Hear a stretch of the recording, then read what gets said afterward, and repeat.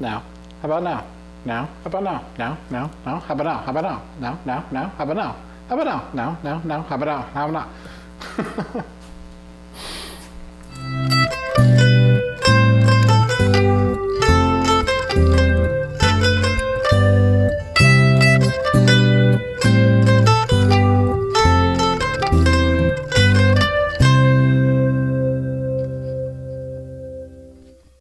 Welcome back to the kitchen and the first episode in For Starters.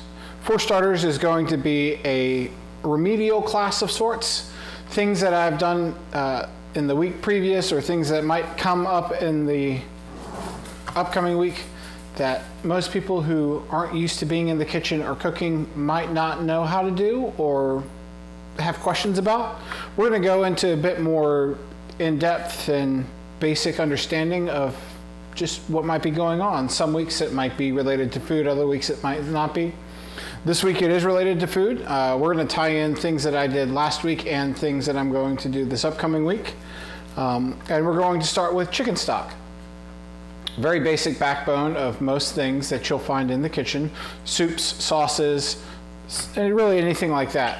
So with that, let's get started. So I have 2 whole chickens here. And really all that we're going to do is we're going to break down these chickens, put them in this pot, put some water in it, in this pot, and then let it sit for, on the stove, 12 hours. And at the end of that time, we'll have beautiful, delicious stock that's going to help flavor sauces, soups, whatever we may use it for.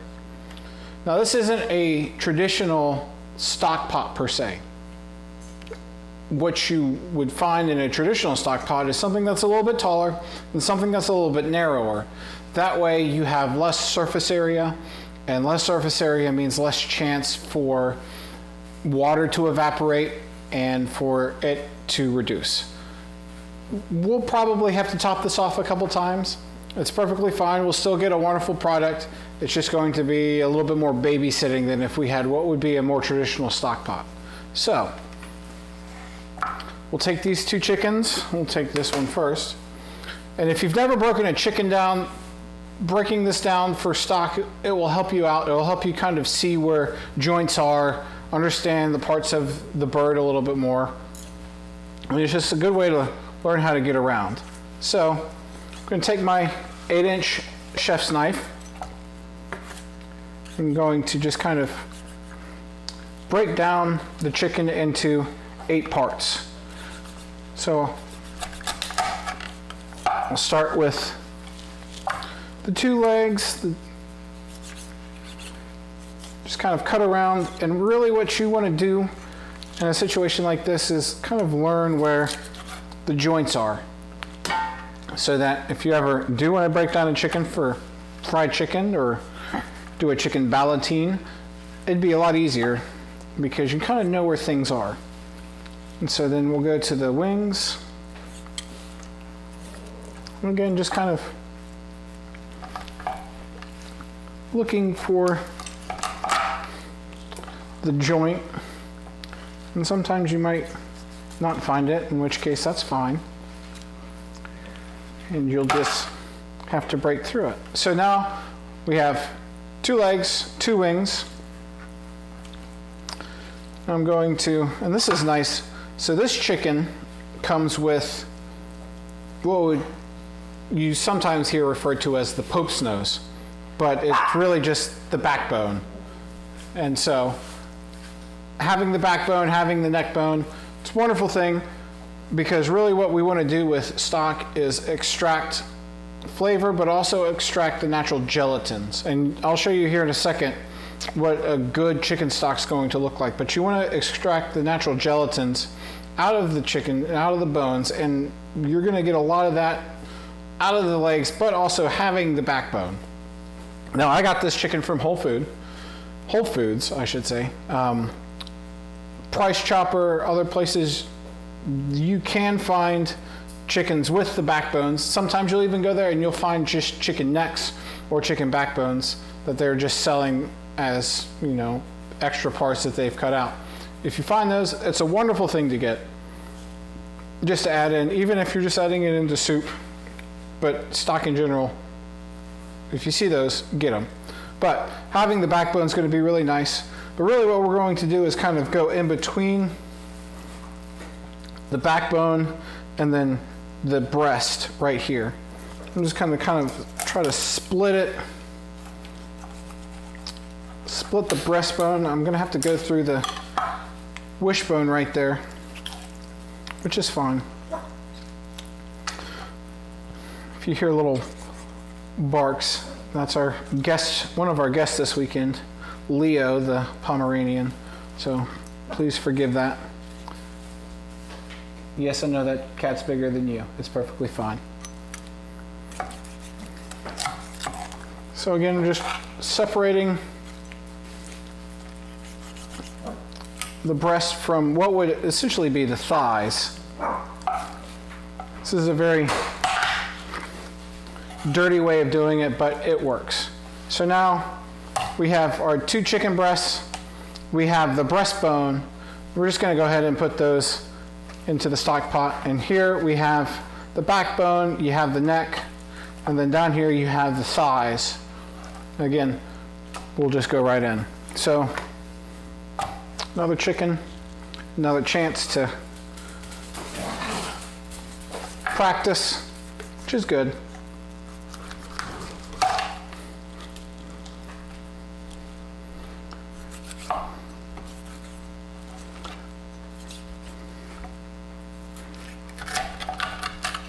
Go around the legs.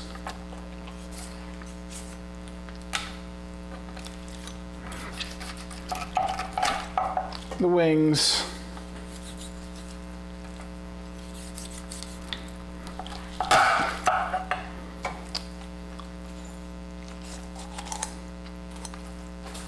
Split.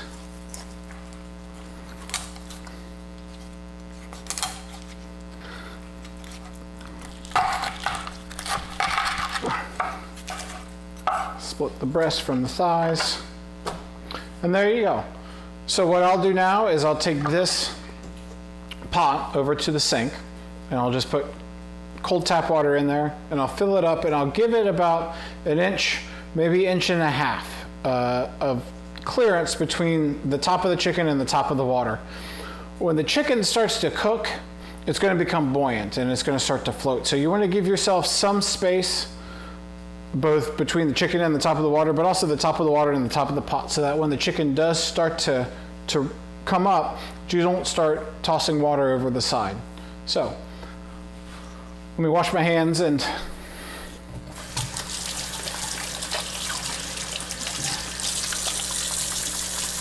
now this is going to be something that does take a little bit of time. So it's 9 o'clock at night right now.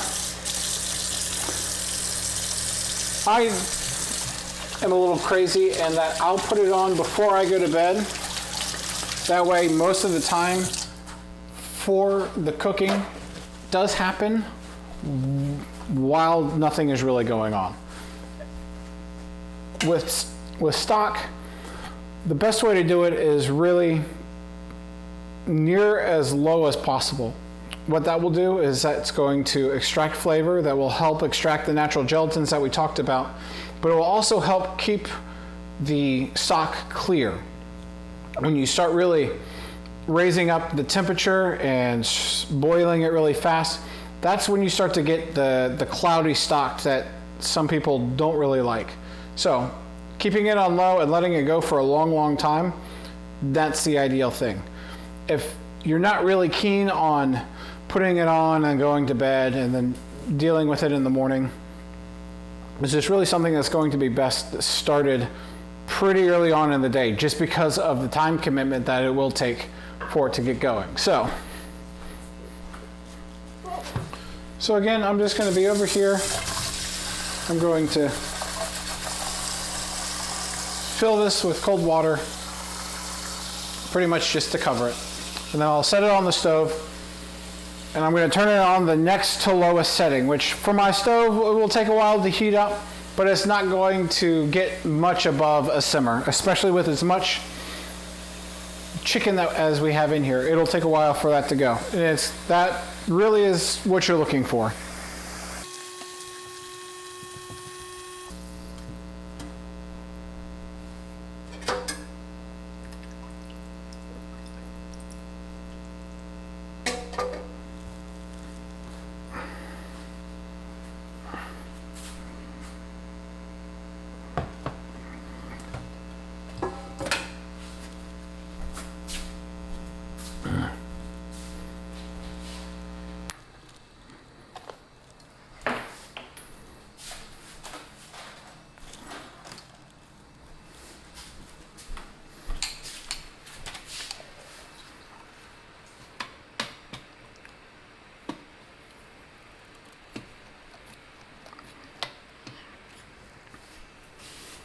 So this will give you a little better sense of what I'm talking about. You can see I've got pot, I've got it filled with water. I've got it above the chicken, but I still have some gap between the top of the water and the top of the pot. And then for this burner, I'm going to turn it. That's low, that's on the next to lowest setting. And again, I'll just leave it. And I'll come back and I'll check it in the morning. And we'll pull some of the chicken off. We'll save some of the meat, but we'll keep simmering away with the bones, kind of extracting some more of that flavor. As I said earlier, making stock is a bit of a time commitment. So like I said, it's 9 o'clock now. I'll check it probably about 5 or 6 tomorrow morning.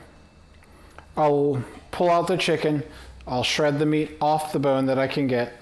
I'll leave some on. I'll put the bones and the skin and whatever remaining meat back into the water. And I'll let it go until about 8 o'clock, which that's 11 hours of just not touching it. And then after that, I'll pull out the bones, I'll throw some aromatics into the water, and then I'll reduce it, or I'll purposefully evaporate some of that water off to concentrate flavor, probably for another hour or 2. So we're looking at 12 to 14 hours of commitment, which again, because as I said earlier, if you don't feel keen on doing it overnight while you're not there and awake to do it, start it early, because it will be a time commitment.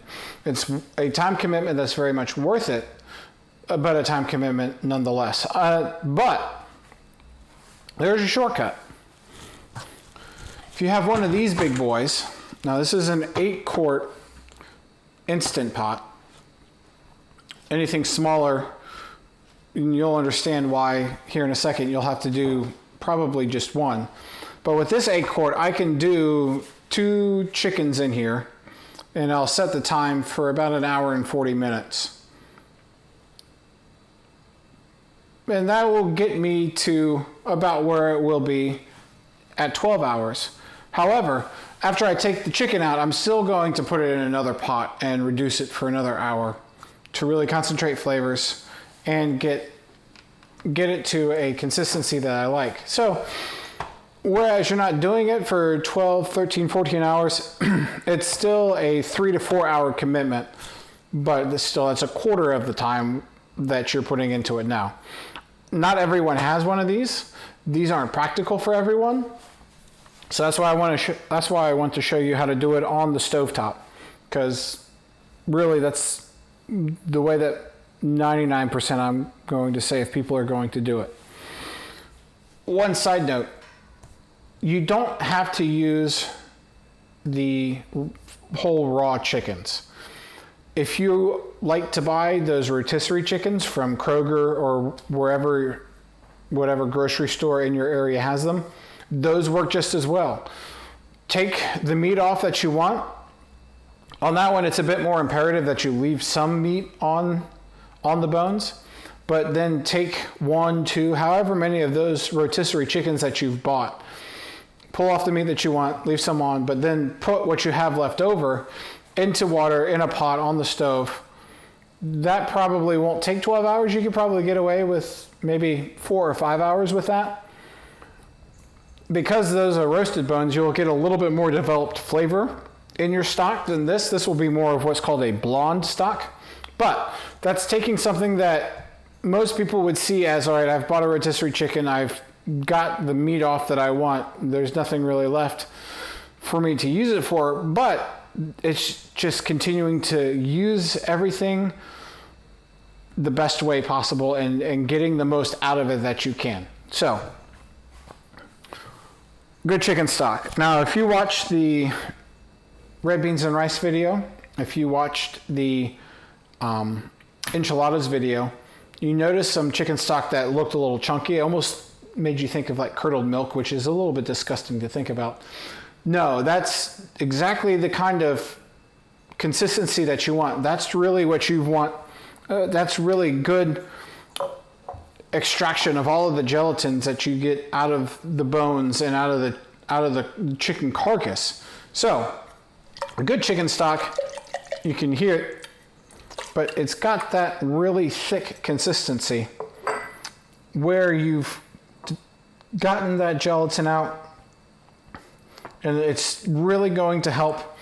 As stupid and as high end as it may sound, it's going to help with the mouthfeel of whatever sauce or soup that you use it for. That gelatin is going to give you a nice luscious feel, and that's really the big difference between just like using bouillon or using store-bought. So sorry about that, my phone just decided to stop recording, but I was talking about the difference between like making your own chicken stock but using store-bought, boxed stock, or using bouillon and water.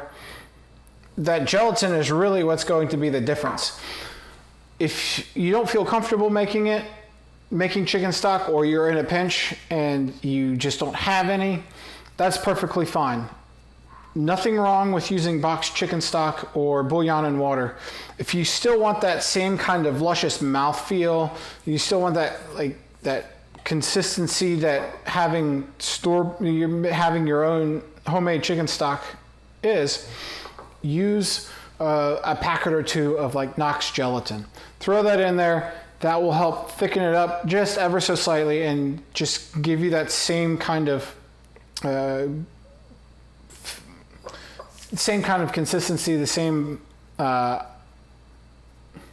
what's the word I'm looking for? It's a bit of a cheat, but it's going to give you the same product, just a little kind of around the bend. So like I said, we're gonna let this go all night long.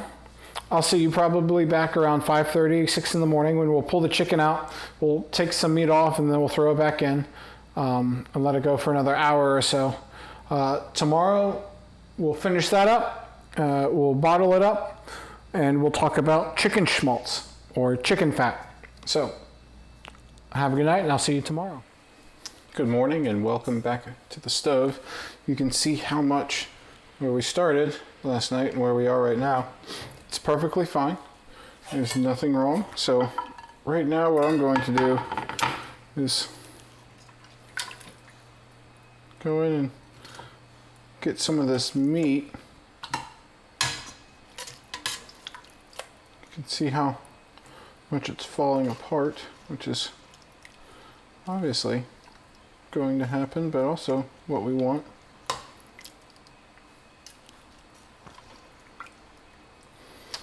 But this meat, it's salvageable, it's usable. I'm not going to say it's the most tender, juicy meat that you've ever had, especially for chicken, but there's still use. You want to make chicken salad? This is perfect for it. You want to toss it with some barbecue sauce and call it barbecue chicken? Perfect. I'm going to throw it in some chicken noodle soup that you'll make with the chicken stock that you're making now. It's great use for it. But again, it all has a use. It's all about using every bit of what you have and just stretching it and getting the most out of your dollar. which is a very good thing to do. But like I said, I'm just going to go through and get meat and put it off to the side. And then when I've gotten what I want, I'll put back bones and skin, and we'll top off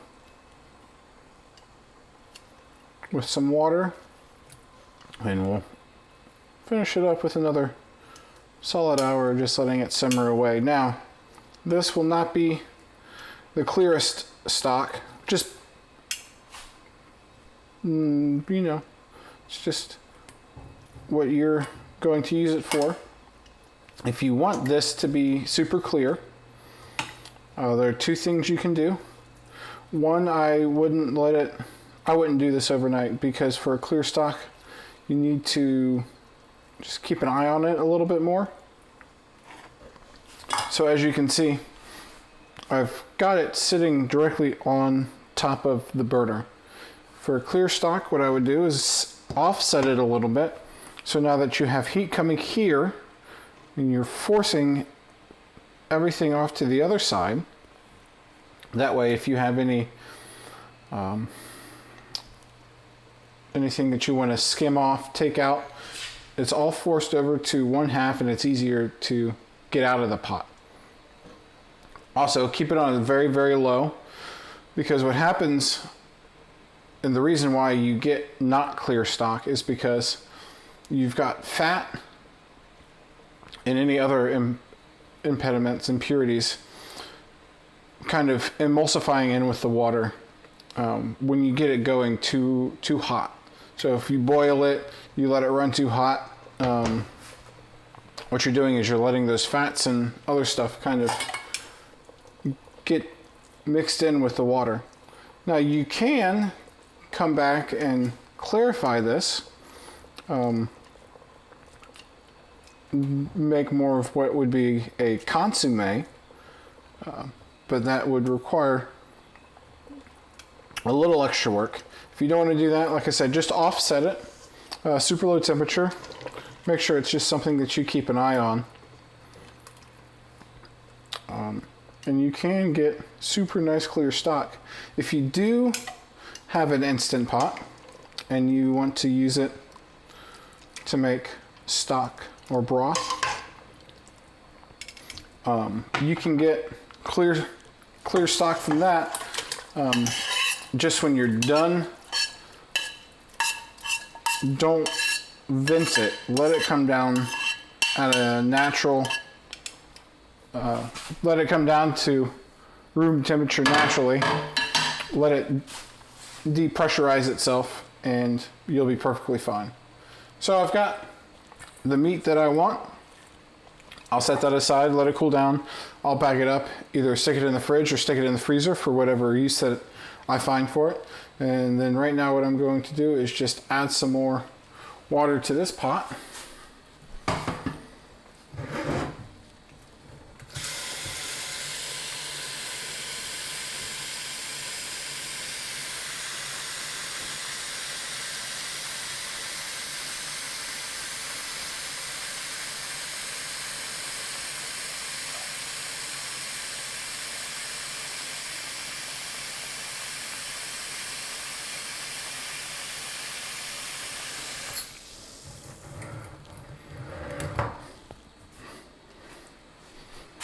And I'll probably put back in 2/3 of the water that I had taken out.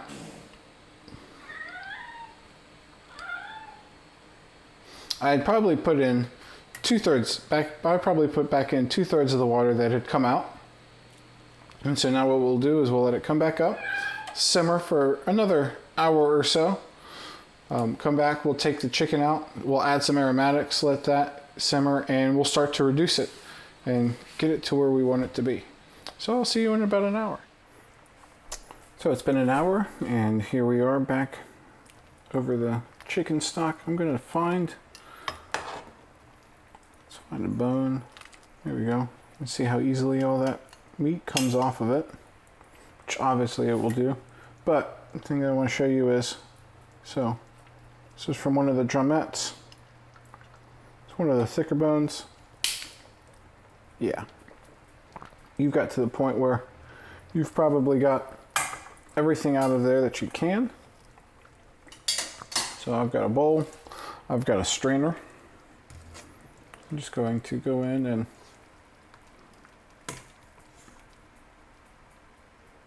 fish out some of the meat.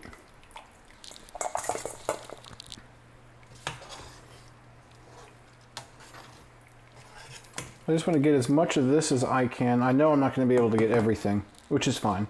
We'll get whatever is left over when we go to strain, but as much as I can, I want to get out right now. You can see I'm letting it strain.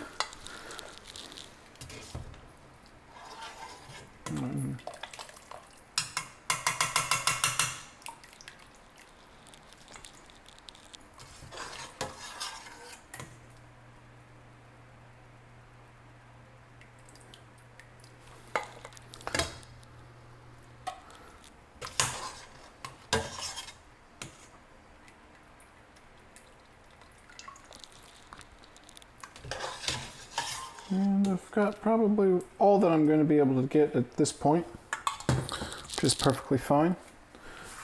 And so now we're going to flavor it a little bit.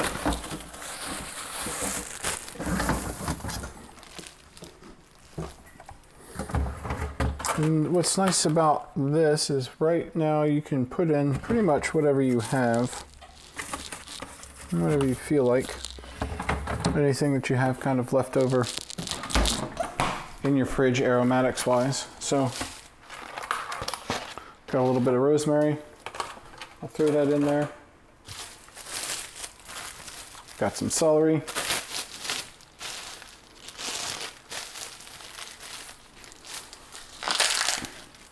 Just kind of do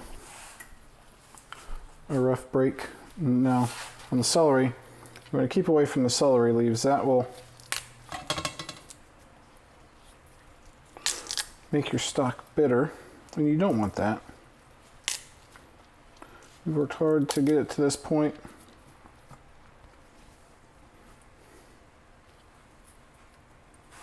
So we'll give this a quick rinse.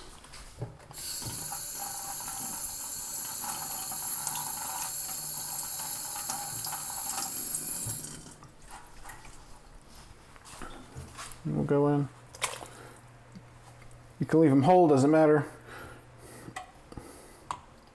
It's not going to affect what you're trying to do. Give these a quick rinse.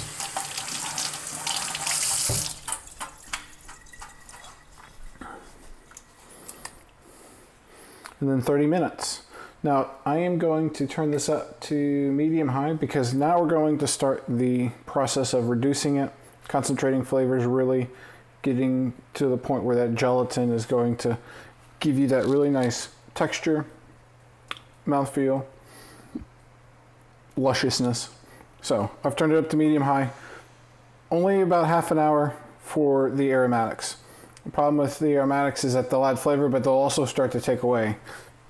If you put in celery, onion, carrot, that's just going to start absorbing your chicken stock and you're losing what you put in there, which you don't want to do. And also with that rosemary, you don't want that stem to turn it bitter. So we'll just leave that in for about half an hour. We'll come back and we'll take it out. Probably going to reduce it in all for maybe about an hour and a half. I'm probably about 17 cups of liquid right now. I want to take it as close as I can to 12. So half hour, I'll come back, take out the aromatics, and then I'll see you back when it's ready to finish up.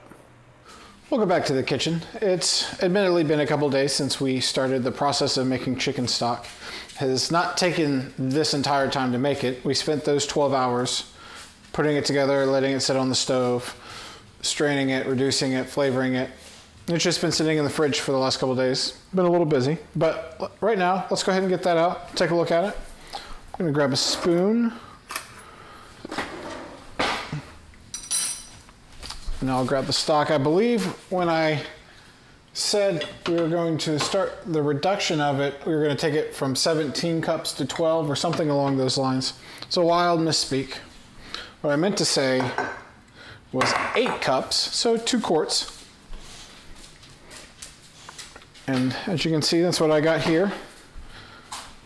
So, nice, clear, I mean not clear, but a nice, it has good body, which is exactly what we want. We got the gelatin that we desired out of there. It's a little hazy, which is fine. If you wanted the clear, again, a little bit lower temperature, set it off to the side, keep an eye on it. Pretty much that.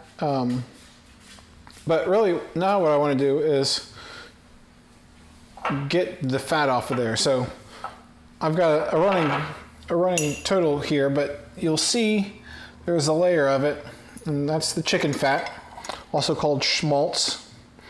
And I haven't made it, but I've been told that is the key to good matzo balls. So we'll go ahead and just gently use a spoon to scrape that off. But also, if you watch the enchiladas episode, the new enchiladas episode, I use the chicken fat to kind of saute my garlic and toast my cumin seeds.